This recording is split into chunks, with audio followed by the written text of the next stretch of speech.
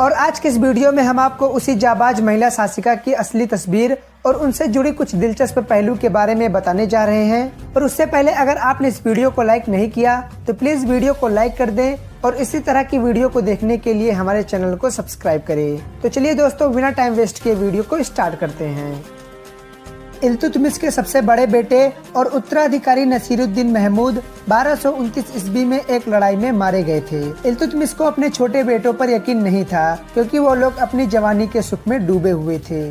चलती आ रही इस परंपरा से बिल्कुल हटकर उन्होंने रजिया को अपना उत्तराधिकारी नियुक्त कर दिया। कहा जाता है कि वो रजिया की क्षमता को 20 बेटों के बराबर मानते थे, पर सुल्तान की इच्छा के विरुद्ध कुछ प्रभावशाली लोगों ने उनके छोटे और नाकाबिल भाई रुकनुद्दीन फिरोज को तख्त पर बैठा दिए, क्योंकि वो लोग एक महिला के सामने सिर झुकाना अपमान समझते थे।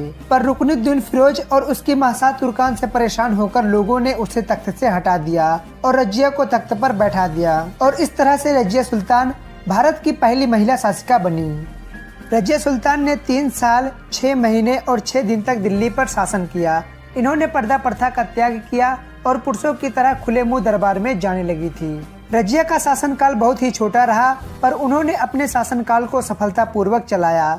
रजिया में शासक होने वाले सभी गुण मौजूद थे, लेकिन उसका स्त्री होना इन सभी गुणों पर भारी था, जिसके कारण उसके शासन का अंत बहुत ही जल्दी हो गया।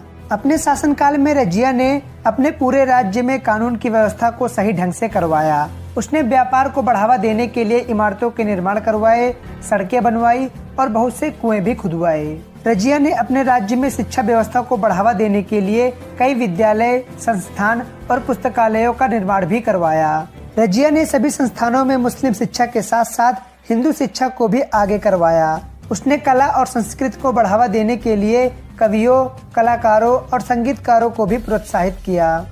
रजिया सुल्तान की प्रेम कहानी और उनका विवाह।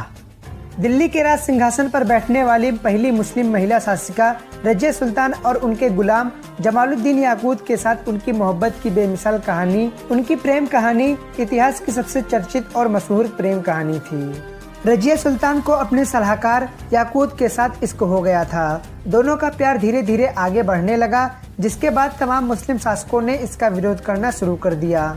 वहीं भटिंडा के गवर्नर अल्तुनिया भी रजिया की खूबसूरती के दीवाने थे और वे किसी भी हाल में उनको पाना चाहते थे, और इसके साथ ही वे दिल्ली पर अपना कब्जा जमाना चाहते थे, जिसके चलते अल्तुनिया ने दिल्ली पर हमला बोल दिया और रजिया के प्रेमी याकूत को मौत के घाट उतारकर उसे बंदी बना लिया। अब रजिया के पास अपना राज्य बचाने के लिए अल्तुनिया से निकाह करने के अलावा कोई दूसरा ऑप्शन नहीं था। अपने राज्य को बचाने के लिए रजिया ने अल्तुनिया से शादी कर ली, पर रजिया मरते दम तक याकूत से ही मोहब्बत करती रही। जब रजिया इस विद्रोह में फंसी हुई थी तो इसी दौरान उनके कुछ विरोधियों ने इसका फायदा उठाते हुए दिल्ली पर आक्रमण कर दिया और रजिया के भाई बहराम शाह को दिल्ली का सुल्तान घोषित कर दिया। इसके बाद रजिया ने दिल्ली की गद्दी को पाने के लिए अपने पति अल्तुनिया के साथ मिलकर अपने भाई के खिलाफ युद्ध की, पर वह इस युद्ध में हार गई और दिल्ली को छोड़ने के लिए वो मजबूर हो गई। रजिया की हत्या 13 अक्टूबर 1240 ईस्वी में डाकुओं के द्वारा कैथल के पास कर दी गई थी, और इस तरह से इतिहास की सबसे शक्तिशाली मुस्लिम महिला शासिका का अंत हो गया।